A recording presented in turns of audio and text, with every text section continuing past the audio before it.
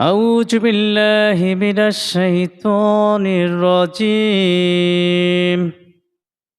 بسم الله الرحمن الرحيم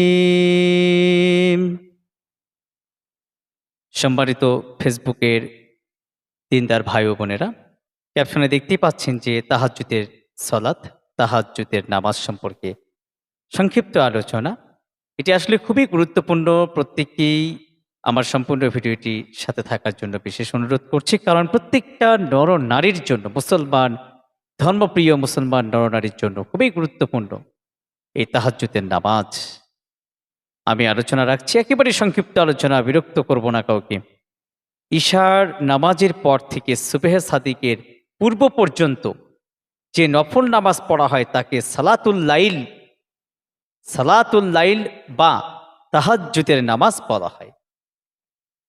আমি আবারও বলছি, ঈশার নামাজের পর থেকে সুবহে সাদিকের পূর্ব পর্যন্ত যে নফল নামাজ পড়া হয় তাকে সালাতুল লাইল বা তাহাজ্জুদের নামাজ বলা হয়। নফল নামাজের মধ্যে এই প্রকার নফল অর্থাৎ তাহাজ্জুদের ফজিলত সবচেয়ে অধিক। ঈশার নামাজের পর থেকে সুবহে সাদিকের পূর্ব পর্যন্ত তাহাজ্জুদের সময়, তবে শেষ রাতে তাহাজ্জুদের নামাজ পড়া উত্তম। শেষ রাতে তাহাজ্জুদের নামাজ 2 থেকে 12 রাকাত। নবী করিম সাল্লাল্লাহু আলাইহি ওয়াসাল্লাম সাধারণত 8 রাকাত পড়তেন, বিধায় এটাকেই উত্তম বলা হয়েছে। কত রাকাত পড়তেন? 8 রাকাত।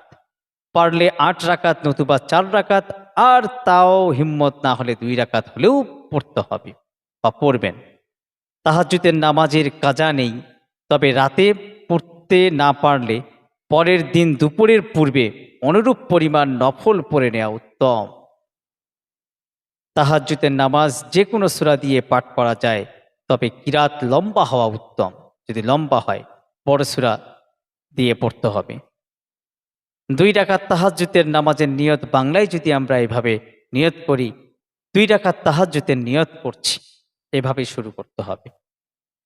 তো সম্মানিত মুসলমান দিনদার ভাই ও বোনেরা, আশা করি তাহাজ্জুদের নামাজ সম্পর্কে আমি কিন্তু সময় জানিয়ে দিলাম, কতটুকু পরিমাণ পড়া উচিত সেটি জানিয়ে দিলাম, এবং এর গুরুত্ব কিন্তু অনেক, সেটাও আপনাদেরকে জানিয়ে দিলাম।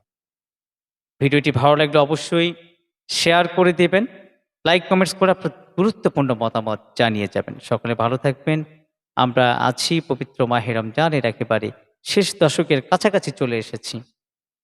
এরকম গুরুত্বপূর্ণ আলোচনা নিয়ে যেন আপনাদের সামনে উপস্থিত হতে পারি। সকলে দোয়া রাখবেন।